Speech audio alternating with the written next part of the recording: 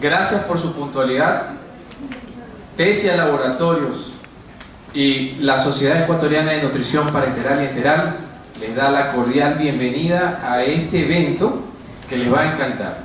Sobre todo porque vamos a tener invitados de lujo esta noche y vamos a hablar de temas importantísimos para todos nosotros. Y cuando digo nosotros, es porque a todos, ya sean médicos, nutricionistas, técnicos en nutrición, cualquier línea de medicina y obviamente público en general, le va a servir saber cómo se puede obtener bienestar, que solamente se lo puede lograr con los productos y obviamente pues, con la sapiencia que cada uno de nosotros le ponemos al asistir a este tipo de eventos que nutren de conocimiento y actualizan a los profesionales en lo que necesitamos, tener una mejor calidad de vida. SENPE, la Sociedad Ecuatoriana de Nutrición Parenteral y Enteral, ha tenido el agrado de contar con nosotros, y nosotros tenemos el honor, como Tesia Laboratorio, para en este evento que vamos a tratar el tema de uso de módulos de proteína, aminoácidos en nutrición clínica, poder llegar a la mayor cantidad de profesionales en el área. Por eso agradecemos mucho y les pido que se den ustedes un aplauso por estar esta noche asistiendo a este evento. Y asimismo le damos la bienvenida a la presidenta de la Sociedad Ecuatoriana de Nutrición Parenteral y Enteral, la doctora Dolores Rodríguez, quien se va a dirigir a ustedes unas breves palabras de bienvenida. Doctora, por favor. Buenas noches. Para mí, como siempre digo, es un grato honor tenerlos nuevamente aquí, continuando el curso de educación nutricional que se da cada mes con la finalidad de actualizar conocimientos y que siempre va en beneficio de nuestros pacientes. Que compartan ustedes los conocimientos con el doctor Álvarez, que nos acompaña en esta noche, miembro de nuestra directiva, y esperemos pues que esto contribuya a su éxito profesional y al mío propio. Gracias. Continuando este programa, tenemos la presencia de el gerente de Tesia Laboratorios, pero antes de eso yo quisiera hacerles un pequeño resumen de lo que es Tesia. Tesia nació hace 15 años, en el 2002 exactamente, como una distribuidora farmacéutica. Ya el 3 de febrero del 2009 lanzó al mercado su primer producto, una proteína a base de soya llamada ProSoy. Muchos de ustedes la han de conocer y la han probado. Y se dieron cuenta de que había una necesidad inherente en el mercado de cubrir un vacío, sobre todo en lo que se refiere a los módulos de proteína de excelente calidad. Siguiendo esa línea, Tesia lanza al mercado Edulmax. Edulmax Stevia, Edulmax Sucralosa fue primero. Hoy estamos entrando en la línea del bienestar, cero azúcar, y buscamos a Edulmax Stevia, que ya se encuentra también en el mercado. Luego vio a la luz en su orden Gelacolage, la única proteína de colágeno, totalmente de colágeno y que no tiene sabor. Por lo tanto se puede combinar con todo y la podemos utilizar en todos los platos que quisiéramos nosotros complementar y hacerlos nutritivos como proteína. Pero para darle más énfasis entramos con ProAminomix, una proteína a base de soya también. Pero todos estos detalles, para complementarlos, se los vamos a dejar a Fernando Ortiz Vaquerizo, que es el gerente general de la compañía Tesia Laboratorios. Bienvenido, Fernando. Muy buenas noches, muchísimas gracias por su presencia. Seré muy breve en mencionar netamente los productos que tenemos actualmente y la buena noticia de lo que se avecina, ¿no? Tenemos ya la representación de Metritium y quería pues darles un adelanto nomás, muy breve, porque el tiempo es oro, de los productos que se vienen, ¿no? Primero que nada, bueno, ahí está Tesia, pues, ya algo ha hablado Ricardo de nuestros inicios, de nuestro franco crecimiento, y ahora estaremos también estaremos muy unidos a lo que es Metritium, muy pronto, ¿no? Estamos ya en proceso final de inclusión de los productos acá. En fin, ya había mencionado a Prosoy, nuestro primer producto. Ahí está el aporte de proteína, es una cuchara pequeña, 3.4 gramos, en 4 gramos es una concentración del 85% de proteína. Tenemos a Proamino Mix, tanto para la parte médica como para la parte que se refiere de la parte física, de desarrollo físico. Tenemos un aporte de 8 gramos por cada 10 gramos en la presentación de sabor natural, y 7 gramos en 10 gramos, o sea el 70% en la presentación de vainilla, ¿no? Ese es el aporte de proteína, que es realmente lo que nos interesa como módulo. Gelacolage, práctica casi el 100% de colágeno puro, sin sabor, sin azúcar, se mezcla con todo. Edulmax, también ya pues tuve el gusto de mostrarles un comercial de Edulmax realmente. Representamos también al plato de control de porciones, muchos lo conocen y es una útil herramienta para indicar a los pacientes y asegurarse de que los pacientes puedan cumplir con los lineamientos, porque está marcado con taza o con media taza en la parte interna, ¿no? Bueno, y la parte ya de Metritium, lo que se viene, estamos justamente en trámites, esperemos que pronto lleguemos a feliz término para que en el mercado esté esta fibra líquida con 12 gramos de proteína, 12 gramos de fibra en tan solo 30 ml. La porción, la ración es de 30 ml con 12 gramos de fibra soluble. Vanatrol, ya lo veremos más adelante un poco más, es un prebiótico en un excipiente de banano deshidratado. Prosource No Carb es proteína líquida, y ahí ustedes tienen la concentración, 15 gramos en 30 ml. Pueden ver, sumamente concentrado para hacer una proteína líquida, muy cómodo de uso. Bueno, y gelateín, también otra innovación en cuanto a módulos de proteína, un módulo de proteína en gelatina, 20 gramos por ración. En cualquier momento al fondo tenemos una muestra para que ustedes lo puedan ver, justamente a gelatina. Argimenta T, finalmente tenemos 2 módulos en sobres, 24 gramos de proteína por sobre. Ahí está la combinación de proteínas tan útiles a nivel clínico, la arginina, la glutamina y la proteína del suero lácteo, ¿no? Y netamente glutamina es Glutament, que no ha salido, pero Glutament son 10 gramos de glutamina pura, justamente. Ya vamos un poco a continuar, verlos un poco más a fondo, más adelante ya en la charla del doctor Álvarez, ¿no? Muchas gracias. Ok, para dar inicio a la parte medular de esta noche tenemos la conferencia sobre el uso de módulos de proteína y aminoácidos en nutrición clínica.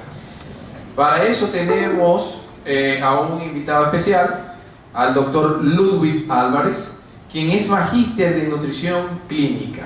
Así que lo vamos a recibir con un fuerte aplauso para que esta noche sea de total provecho. Bienvenido, doctor Ludwig. Muchas gracias. Para mí es un honor estar aquí ante tan selecto público, compañeros, colegas, estudiantes, graduados que han pasado por el aula. Y bueno, hasta que solucione Fernando un poquito, voy a decirles en qué se va a consistir la charla. La charla es hablar sobre la utilización de los módulos de proteínas y aminoácidos en la nutrición clínica. Al principio comenzaré a hablar específicamente qué son las proteínas, los aminoácidos, la parte estructural, la parte química, la parte metabólica, que es muy importante, Y voy a hacer un poco de énfasis sobre la parte del tracto digestivo. ¿Por qué? Porque es muy fundamental que nosotros sepamos cuál es la situación del paciente actual y qué módulo o qué aminoácido específicamente le tenemos que dar, ¿no? Porque hay pacientes que tienen patología, por ejemplo, un paciente que le han hecho una cirugía bariátrica, que tiene una manga gástrica. He tenido pacientes que se les han realizado yeñinotomías. Un paciente, vamos a ver el caso de un paciente que estuvo 7 meses ingresado en el hospital, entró por meningoencefalitis. ¿Tienes un pendrive para que lo grabes? Entró por meningoencefalitis, el paciente en terapia intensiva, neumonía, lógicamente en UCI, después hizo pancreatitis, necesitó hacérsele le pidieron que le pongan una sonda nasoentérica, nasoyeyunal. Intentaron hacerle el procedimiento, no se pudo. El paciente a la final se le hizo una gastrostomía, que era tener un acceso enteral, y utilizando módulos de proteínas, la gelatina que vieron con 20 gramos de proteína, que nos ayudó a cubrir los requerimientos proteicos del paciente, van a ver la evolución del paciente y después de 7 meses por fin el salir del hospital. Obviamente con secuelas neurológicas, pero con una desnutrición que ustedes se van a dar, una desnutrición energético-proteica considerable. Como les dije, vamos a comenzar con el tema de utilización de los módulos de proteínas y aminoácidos en la nutrición clínica. Ustedes ya lo conocen, Hipócrates. ¿Qué les voy a hablar de él? Paciente débil con dieta restringida, muy peligroso en enfermedades agudas y crónicas. Y aquí funcionan muy bien las proteínas para tratar patologías agudas, como ustedes las han tratado, y obviamente pacientes que necesiten en enfermedades crónicas. Otro legado que él nos dejó, que si podríamos dar a cada individuo la cantidad correcta de nutrientes y ejercicio, ni muy poco ni demasiado.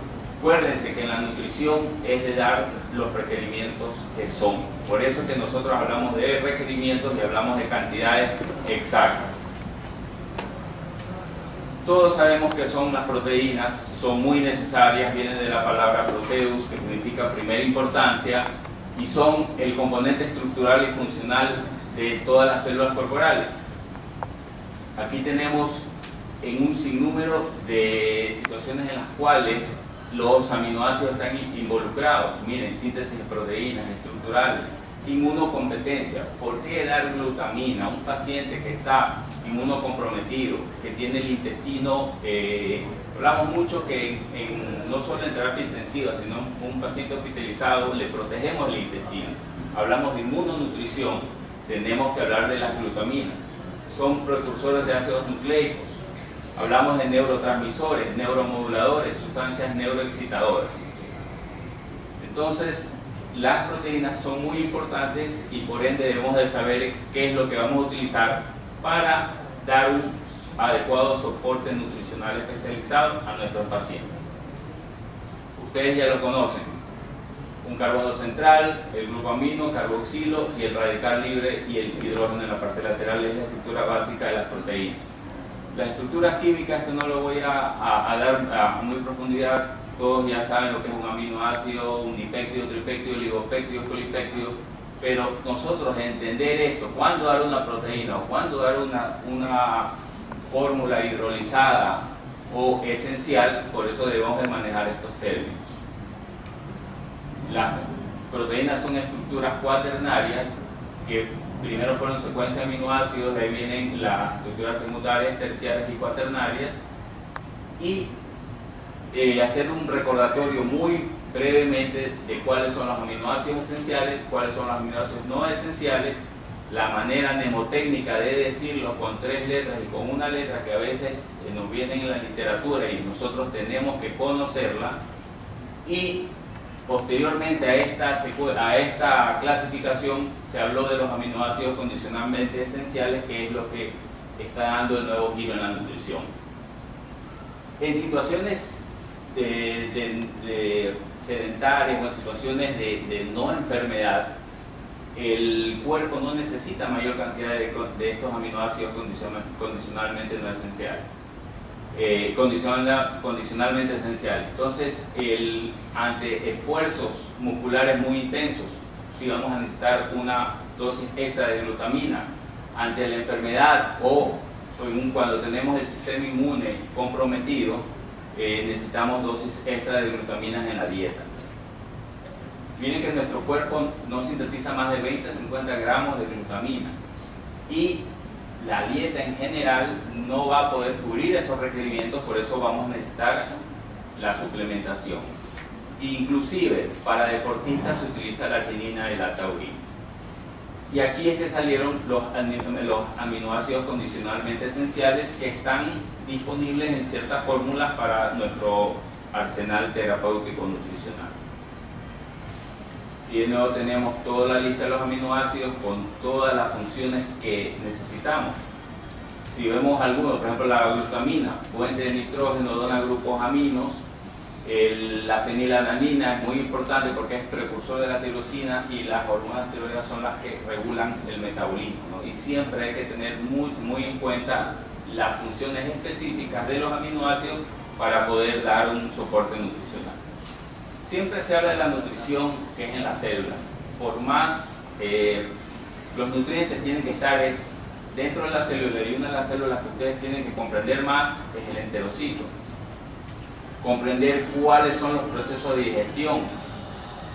Entonces, hay dos sustancias bases para que podamos descomponer todos los tres principales macronutrientes, que son los jugos pancreáticos y las sales biliares. Los nutrientes, las proteínas, del 100%, casi el 92 al 93% se absorben y solo menos del 10% al 8% sigue su trayecto hacia el exterior, ¿no? Es excretada. Para saber muy bien la fisiología, tenemos que saber que las proteínas generalmente se absorben en los primeros 100 centímetros del intestino delgado, especialmente en la parte de duodeno y yeyuno, ¿no? Todo el tracto digestivo tiene sus sitios específicos de absorción de nutrientes. Si nosotros damos una proteína, la proteína se va a demorar unas 2 horas por la etapa digestiva, ¿no? Entonces, tener en cuenta, si damos un módulo de aminoácidos, la fase digestiva, que es de 2 horas, va a ser más, en tiempo va a ser más corto, y la fase absortiva generalmente es de 4 a 6 horas post ingesta, ¿no? Recordar que para la parte de digestión, la digestión proteica comienza en el estómago. Gracias al pexinógeno que es activado por el ácido clorhídrico, el pexinógeno se convierte en pexina y ahí comienza la digestión de las proteínas. Después vamos a tener las carboxipeptidasas, que son secretadas por el páncreas, que va a actuar sobre los polipéptidos. Tenemos las trixinas, la quimiotripsina, las elastasas, y ya vamos a tener ya no una macromolécula, sino vamos a tener tripéptidos, dipéptidos, que posteriormente, gracias a las proteínas transportadoras del borde de cepillo del enterocito, van a ingresar a la célula para su posterior incorporación al sistema circulatorio. Porque tenemos las proteínas de la dieta. En boca no hay nada, solo en estómago, que ya les comenté. La parte del intestino delgado ya tenemos la acción de las enzimas ya citadas y tienen que pasar al enterocito para poder estar como aminoácidos libres en la circulación. Básicamente lo mismo, proteínas, péptidos grandes, pequeños péptidos. Nosotros podemos absorber aminoácidos y dipéptidos y tripéptidos, no más. Macromoléculas no podemos. Inclusive cuando un intestino está injuriado y entra la macromolécula entra por el enterocito, es que se producen las alergias. Cuando hay un síndrome de realimentación, siempre se trata de comenzar con una dieta muy sencilla y se trata de evitar dar proteínas porque puede haber inclusive pacientes que no hayan reflejado algún tipo de alergia, volver a tener alergia, pero por daño de la mucosa intestinal. Aquí tenemos lo mismo, y en esta diapositiva solo vemos que inclusive hay síntesis de aminoácidos para que puedan pasar del enterocito a la circulación para la aorta y después al hígado. En aminoácidos libres casi el 90%, que es mayoritariamente, y como péptidos el 10%. Aquí solo vemos las proteínas transportadoras en el borde de ese pie del enterocito y en la base del enterocito, y estas proteínas, estos aminoácidos, que pueden ser aminoácidos simples o dipéptidos, ya van a formar lo que posteriormente les comentaré, que es el pool de aminoácidos. Si hacemos una composición corporal de un individuo promedio de 70 kilos, 11 kilos van a ser de proteínas. Y estos 11 kilos corresponderán al 15.7% del cuerpo, de la composición corporal de él. Y de ese 100% de las proteínas, el 43% es el músculo estriado. Piel y sangre tenemos 15% de proteínas, las vísceras 10% y otros órganos 32%. Lógicamente esto va a variar dependiendo del ciclo de la vida. A mayor edad vamos a tener la sarcopenia, vamos a tener menos músculo y la constitución física, no podemos compararnos contra atletas, ¿no? ¿Cuáles son las 4 proteínas corporales de mayor cantidad? La miosina, la actina, el colágeno y la hemoglobina. Y el colágeno, como ustedes conocen, es la proteína mayoritaria de nuestro cuerpo, ocupando no ocupando, sino siendo el 25% de todas las proteínas corporales totales. En un paciente desnutrido que ha perdido masa muscular, que ha perdido miosina, actina, el colágeno puede llegar a ser hasta el 50%, o sea, tanto es la catabolia muscular del paciente que su principal proteína dística va a ser el colágeno, o sea, lo que le queda a ese paciente. En hígado y en vísceras vamos a tener lo que se habla de que es la proteína lábil. La proteína lábil es lo que tienen esas vísceras en aminoácidos para poder realizar los procesos de homeostasis. Si es que el cuerpo requiere una proteína específica, puede sintetizar lo que necesita, y acordémonos que el hígado es el principal sintetizador de proteínas plasmáticas. Por eso un paciente con enfermedad hepática tiene las proteínas plasmáticas muy bajas. Ahí tenemos un ejemplo, un paciente de terapia intensiva del hospital en donde yo me encuentro. Miren la sarcopenia que tiene, una persona que tenía estuvo abandonada mucho tiempo, tenía un problema cerebral, y ella la dejaron en inanición prácticamente, y después comenzaron a alimentar la por vía parenteral y enteral. Este otro paciente ambulatorio, la pérdida de masa muscular es muy notorio. Miren, una úlcera de presión grado 4. Miren, mayoritariamente sus proteínas van a ser colágeno, porque ya la miosina y la actina se la ha consumido. Tenemos que saber también que nuestro cuerpo necesita los aminoácidos para poder sintetizar las proteínas, y los aminoácidos libres existen en proporciones muy bajas, ¿no? Y tenemos que saber qué es el pool de aminoácidos. El pool de aminoácidos es básicamente lo que las proteínas que nuestro cuerpo mejor dicho, los aminoácidos que nuestro cuerpo va a obtener de la proteína de la dieta. Y de esta proteína y de estos aminoácidos que va a obtener, va a utilizarla para la síntesis de las proteínas que necesita. Como les comenté, la fenilalanina es muy importante para las hormonas tiroides. La glutamina y la alanina libres comprenden el 5% solo de la glutamina muscular, que es más importante, que tiene 10 a 15 gramos de nitrógeno. Y estos en pacientes injuriados, como los pacientes politraumatizados, recaen casi en un 50% de su valor.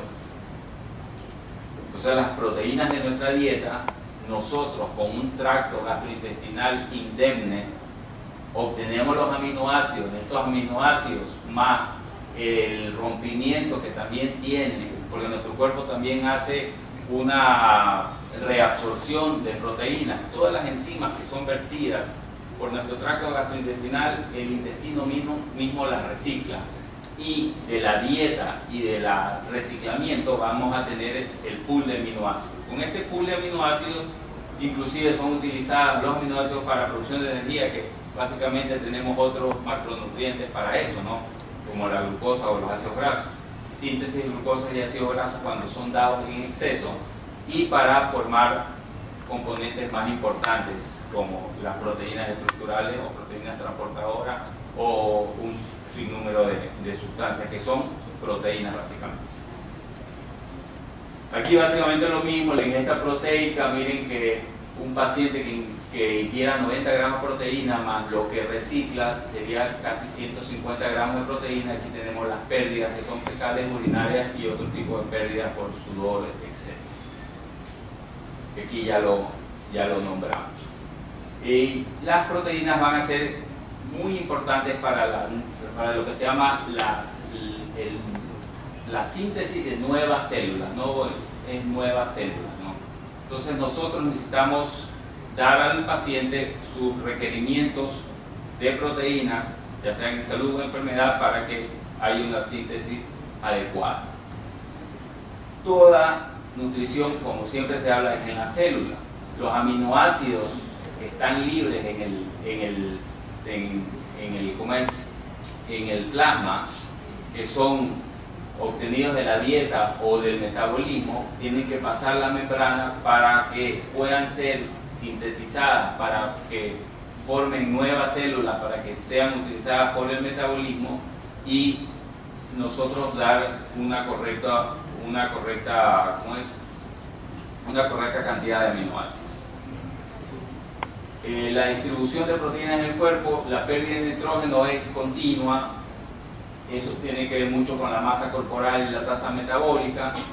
Siempre es importante que el ingreso de un cuarto de las necesidades de aminoácidos esenciales significa que nuestro reciclamiento es tan bueno que solo con un cuarto de las necesidades nosotros podemos tener un pool de aminoácidos aceptable.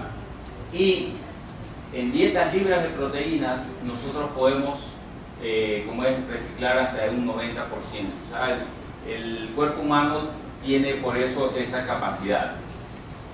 Ahora vamos a hablar un poco ya de lo que nos interesa, que es el soporte nutricional. Una frase, un concepto que siempre debemos de recordar, lo que es el concepto del padre de la nutrición de Latinoamérica, el doctor Pedro Escudero, que el concepto de nutrición es el resultado o resultante de funciones armónicas. Y funciones armónicas entendamos que el tracto digestivo tiene que funcionar armónicamente, y no solo el tracto digestivo, y solidaridad, es decir, para que mantengan la composición e integridad normal de la materia y conserven la vida. El concepto de soporte nutricional es dar un aporte necesario de los nutrientes, y ahí vamos a hablar de nutrición parenteral, de nutrición enteral o de la nutrición mixta. Y este concepto de la nutrición artificial, el soporte nutricional, es cuando la dietoterapia o la ingesta del paciente no puede suplir los requerimientos del mismo.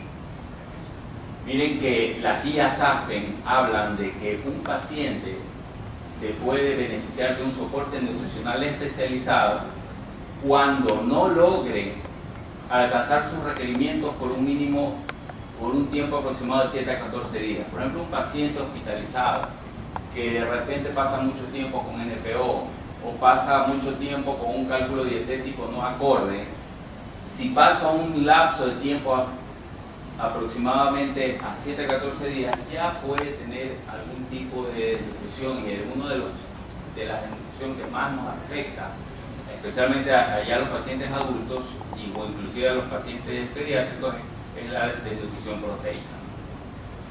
Y hablando de proteínas, este artículo me gustó mucho porque habla de el acercamiento pragmático en la nutrición y en terapia intensiva referente a cuánta cantidad de calorías de proteínas tienen que darle a los pacientes. En nutrición y en muchas cosas de la vida, más no es mejor, y miren que se habla de la cantidad de glúcidos, de aminoácidos y de grasas que se deben de dar en salud y en enfermedad. Hay límites inferiores, por ejemplo, se habla de para carbohidratos, para 125 gramos para carbohidratos, 70 gramos para aminoácidos y 15 gramos para lípidos. Eso es lo mínimo. Y 70 gramos de aminoácidos es básicamente darle 1 gramo por kilo de peso para un adulto de 70 kilos. Pero si damos más, podemos causar como es daño, ¿no? Por eso es que hablan lo que es el peligro de pasarnos límite superior en aminoácidos es 150 gramos de aminoácidos.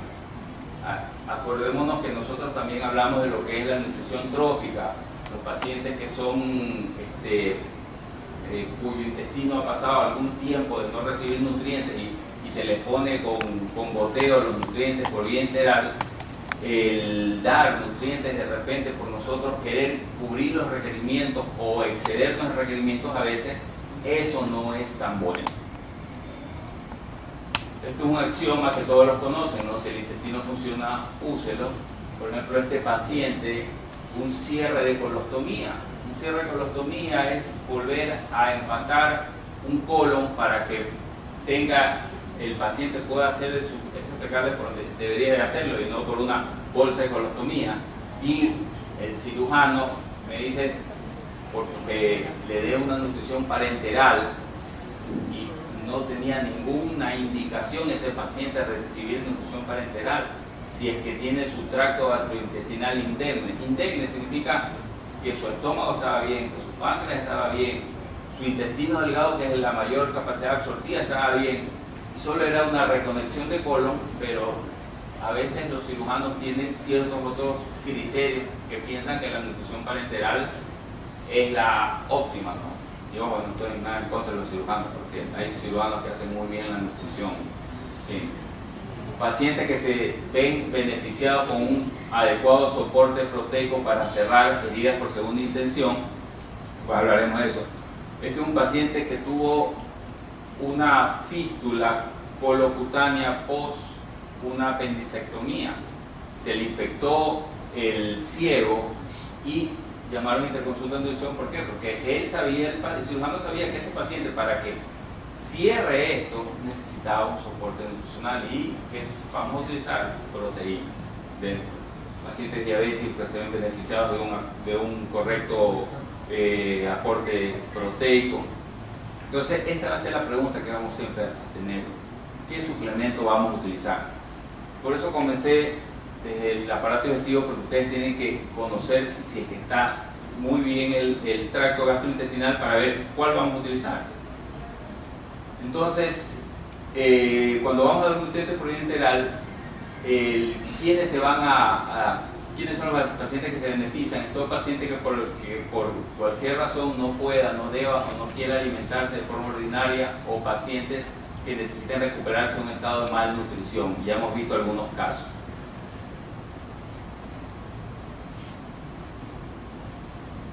Estos solo son las vías, ¿no? Eso no voy por cuestiones de tiempo no voy a alargarme en eso.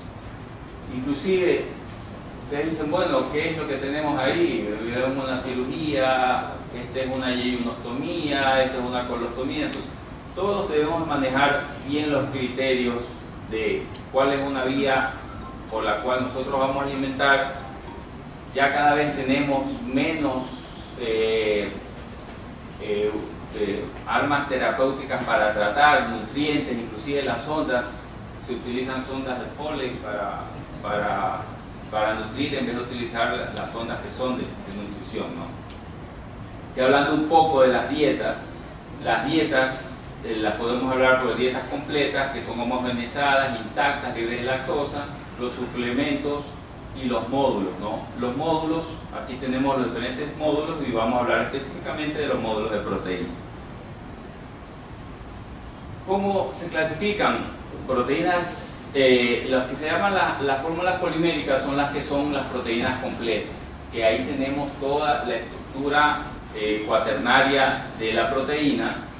Las que son parcialmente hidrolizadas son las oligoméricas, en el tracto gastrointestinal, y en situaciones especiales vamos a necesitar fórmulas elementales, ¿no? Cada vez vemos menos fórmulas de este tipo en nuestro país. Ya espero que pronto ya tengamos lo de la línea Metritium, que algo les hablaré. El tipo de cantidad de aporte nitrogenado, eso depende del tipo de proteína, ¿no? Aquí hay fórmulas que son poliméricas, aquí están los componentes, la caseína, la lactoalbúmina, albúmina de huevo, proteínas de soya, que tenemos aquí. Las fórmulas oligoméricas y elementales ya se utilizan para patologías específicas, ¿no? Por ejemplo, diarreas persistentes. ¿Por qué no le vas a dar una proteína completa? Porque ese paciente tiene un tránsito intestinal tan acelerado que no va a poder realizar los procesos de digestión.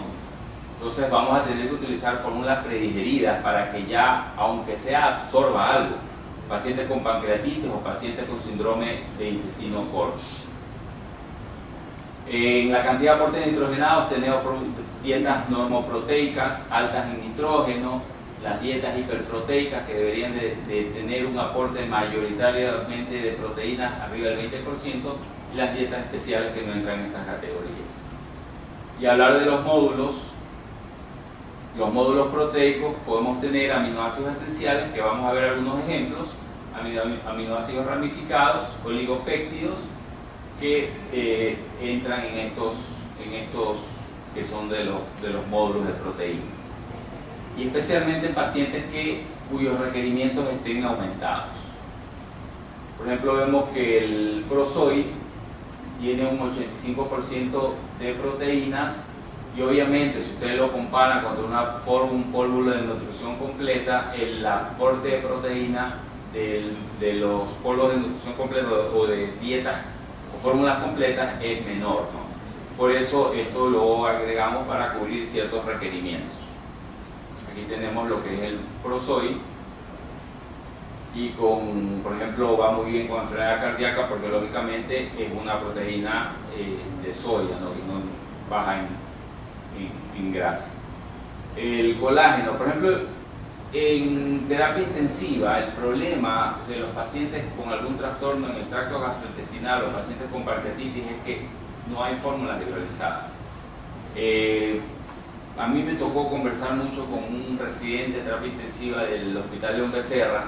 Yo le dije, bueno, si no tienes que utilizar, una vez un paciente con pancreatitis le dimos colágeno hidrolizado. Me van a decir, ¿por qué le das colágeno hidrolizado? Ese paciente, siempre lo que nosotros tenemos que cubrir con un paciente es los requerimientos de energía. Eso es básico. Si es que no cubrimos requerimientos de energía, ya estamos en situaciones desfavorables. Pero aparte de cubrir, si es que podemos cubrir requerimientos de energía, tenemos que cubrir los requerimientos de proteína. Así sea el colágeno no considerado una proteína de alto valor biológico, lo que estamos dándole a ese paciente es dándole un nutriente enteral, utilizando el intestino y dando una fórmula hidrolizada, que actualmente casi no hay fórmulas hidrolizadas. Entonces, utilizar para lo que se necesita, obviamente esto está utilizado, lo utilizan para otras situaciones nutricionales. Bueno, hay nuevos enfoques en la terapia nutricional, como es la inmunonutrición, la farmaconutrición y nutrición sistema específico, que eso no hablaré. Esto ustedes ya lo conocen. Nosotros tenemos que saber específicamente qué cantidad de proteína le vamos a dar y en qué situación específica se lo vamos a dar. Inclusive a veces me pongo a conversar y hay mucha divergencia en qué cantidad de proteína darle. A veces me hacen la fórmula por la molécula calórica, o yo les digo, más fácil utilizar gramos por kilogramo. Para mí se me hace más fácil, y es la manera en que creo que deberíamos de hacer los cálculos de proteína, y según lógicamente el grado de estrés, ¿no?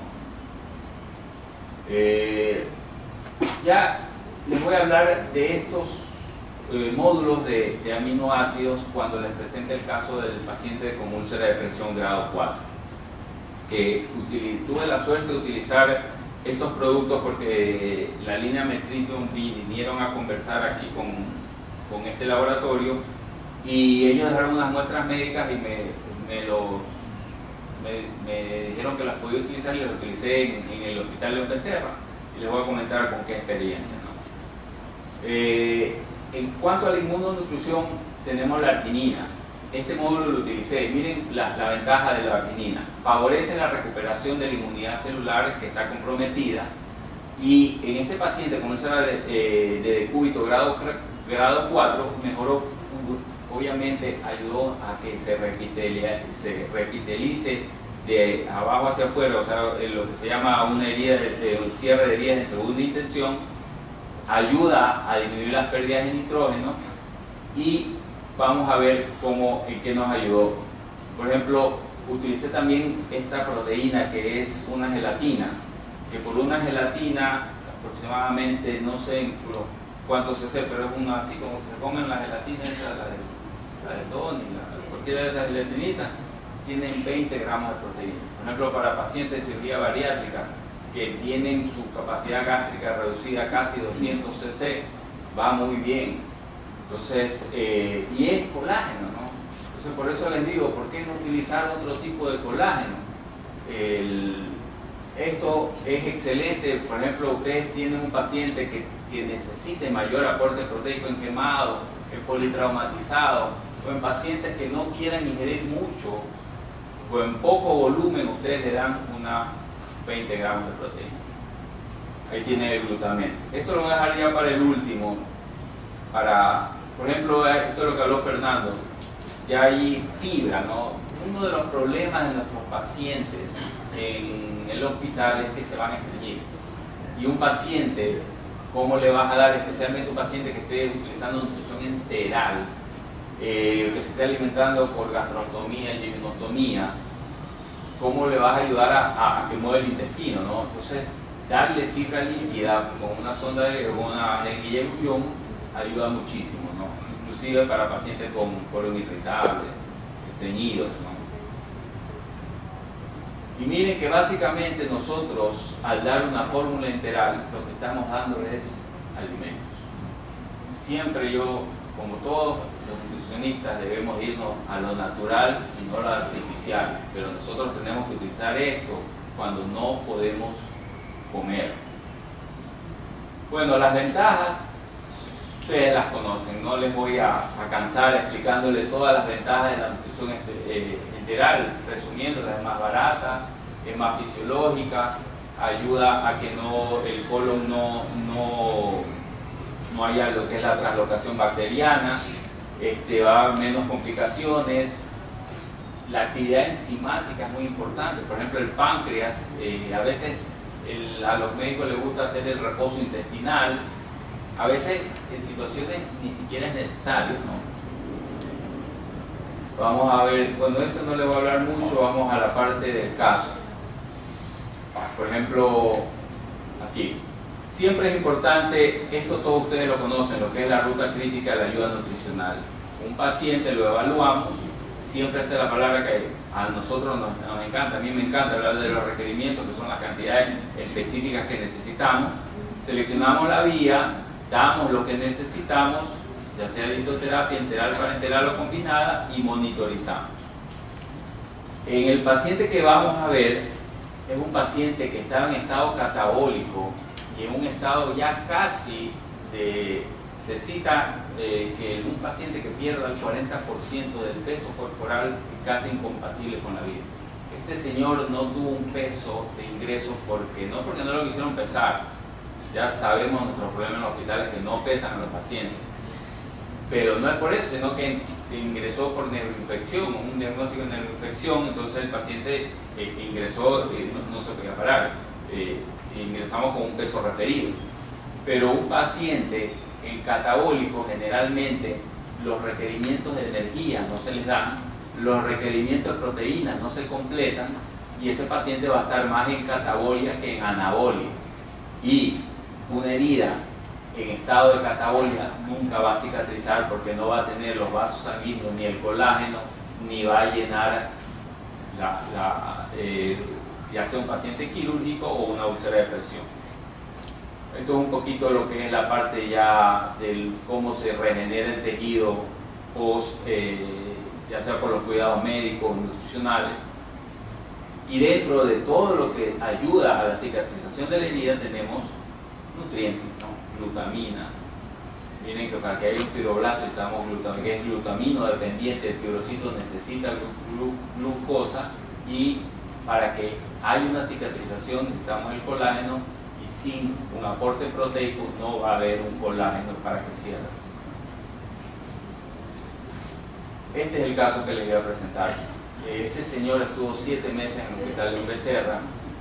Ustedes miren, y ya van a ver la foto cómo él era. Miren cómo llegó a estar. Era un paciente casi perdió cercano al 40% de su peso.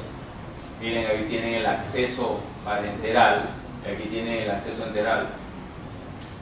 Y 29 años de edad, ingresó con un diagnóstico meningoencefalitis.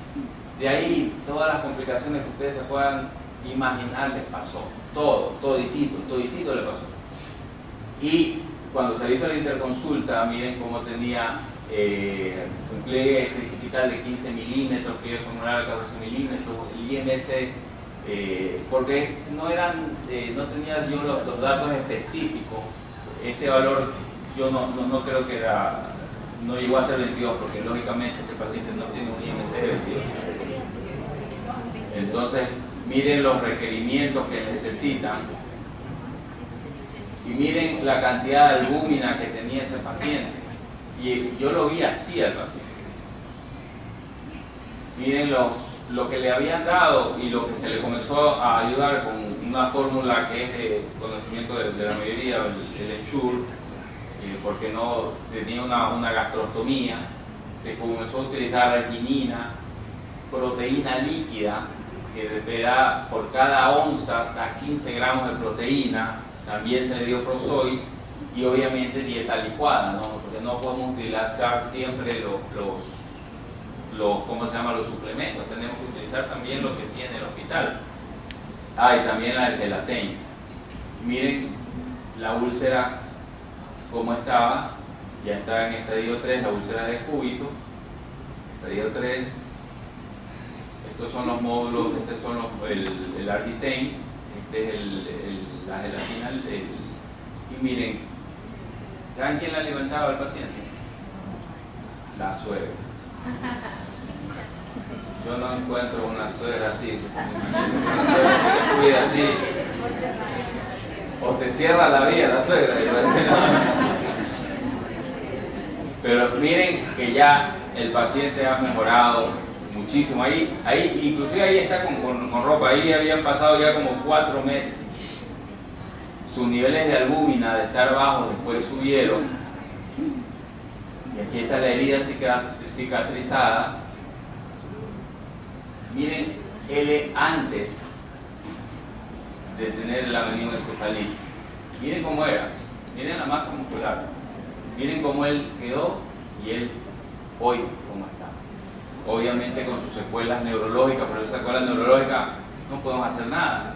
Pero ese señor, díganme si ustedes lo ven o lo atienden, todos está, como dicen, o el paciente de terapia que se le para una mosca y se muere, ¿no? Bueno, no deben haber moscas en terapia, pero es un dicho. Bueno, con la imagen de mis hijos bien.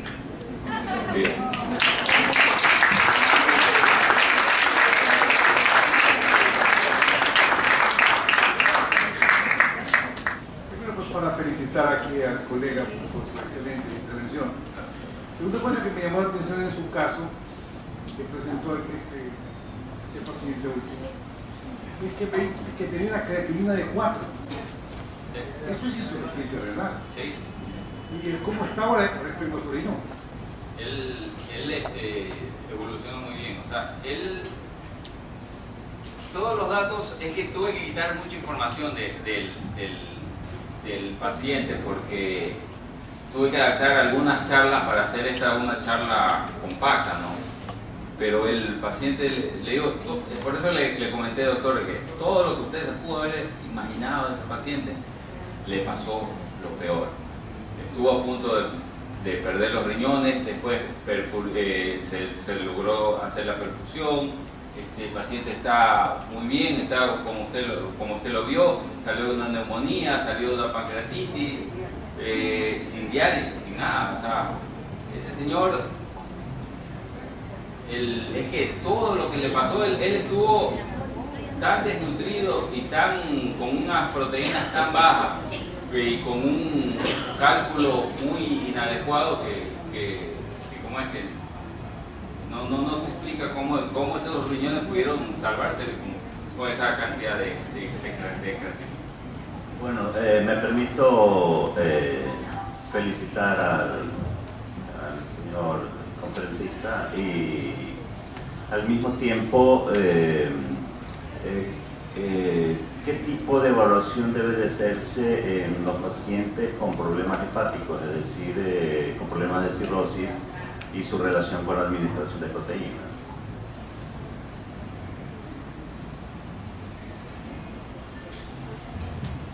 Los pacientes con problemas hepáticos generalmente el principal problema es que no saben qué comer.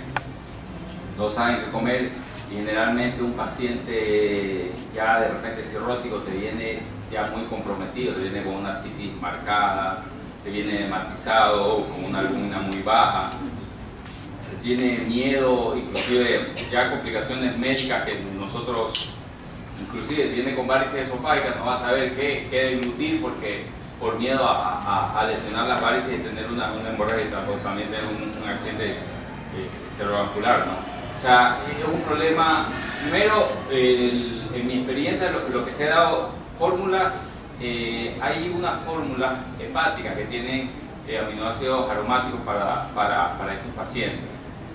En nuestro país todavía no llegan. En esta línea, en teoría, ellos tienen, no digo que ya las vayan a traer, porque eso dependerá de ellos. Pero siempre dar las proteínas, generalmente lo que necesitan, un 0.8 o 1, dependiendo también del nivel de albúmina. El nivel de albúmina es muy importante saber cuánto tiene y más bien ya controlar los otros tipos de complicaciones. Si ya viene con ascitis, hay que ver la albúmina plasmática para ver si ahí necesita darle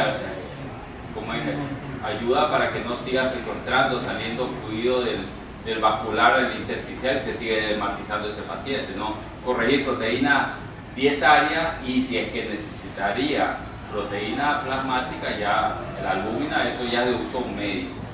El médico determine para ver si no sigue secuestrando más porque se va a seguir hinchando el paciente, ¿no? Muchas gracias, doctor Álvarez.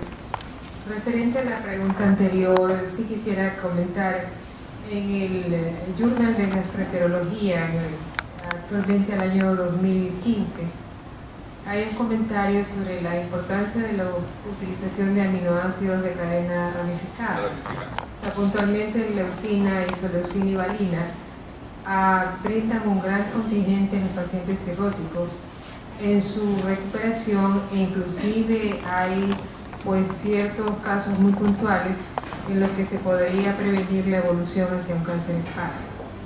Entonces yo desde ese punto de vista yo creo que no hay que temerle a la dosificación de gramos de proteína por kilo de peso, porque la tendencia actual es dietas en pacientes ya en cuidados críticos, hiperproteicas hipocalóricas, en la cual se calcula entre 1.5 a 2 gramos de proteína por kilo día, de acuerdo a lo que opina la ASPEN, la ESPEN y la Sociedad Canadiense.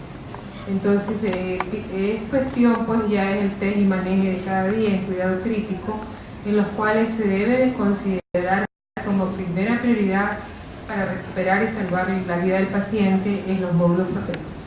Gracias. Esta línea tiene el Epament, que es un módulo de proteínas para pacientes hepáticos. Mi comentario va en relación, Ludwig, a la importancia de la albúmina. Creo que todos deberíamos tener muy presente de que la albúmina baja es un marcador de morbimortalidad muy fuerte. Y ese mensaje creo que también debe desprenderse en todas las especialidades. Y en lo que a mí respecta, que soy nefrólogo, el uso de la albúmina como un marcador es sumamente importante. Y el hecho de poder utilizar módulos de proteínas, en este caso, por ejemplo, de lo que comentaste acerca de módulos de proteínas de soya, es importante conocer que el uso en pacientes renales permite, si bien es cierto, la dieta del paciente renal, contrariamente a lo que se comenta, de que tienes que enriquecer en algunos pacientes 1.5 o 2, el paciente renal a veces necesita de 0,6 a 0,8 gramos por kilo de peso. Pero ahí es cuando viene el arte de la parte nutricional, que es la que manejan ustedes, y sí transmitir que estos 0,6 o 0,8 de proteínas de alto valor biológico perfectamente pueden ser suplementadas con módulos de proteínas específicos de soya, porque eso disminuye la carga renal y además sube la albúmina al fin y al cabo. En muchos estudios a nivel nefrológico, albúmina debajo de 3,5 ya es un marcador de mortalidad. Lo óptimo es estar encima de 4, pero creo que en el aspecto en general, en todas las especialidades, es un muy importante marcador que no se debe tener de lado, hay que tenerlo muy presente. Y a su vez, la aportación de módulos de proteínas a pacientes de elevada complejidad, como un paciente renal, que siempre es de elevada complejidad, hipertenso, diabético, hiperuricémico, etc. Estos módulos que has hablado perfectamente se adecúan para las necesidades complejas de un paciente complejo como el paciente renal.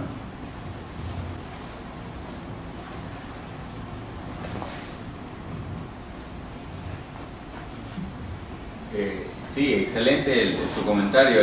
La albúmina es un marcador, es un predictor del paciente, no solo el paciente renal, un paciente con HIV o una albúmina baja es un marcador muy malo, es un pronóstico muy malo, un paciente quirúrgico. La albúmina debe ser siempre utilizada como un cribado nutricional, ¿no? O sea, dejar un registro del nivel de albúmina, ya sea un paciente hospitalizado o un paciente ambulatorio, que tú le hagas un seguimiento nutricional. Y el comentario es muy bueno. No sé si tienen otra pregunta. ¿Alguna otra pregunta más? ¿Todavía hay tiempo? En todo caso, doctor, le agradecemos mucho el haber impartido parte de su experiencia y conocimientos en esta magnífica conferencia. Creo que debemos proporcionarle un nuevo aplauso al doctor.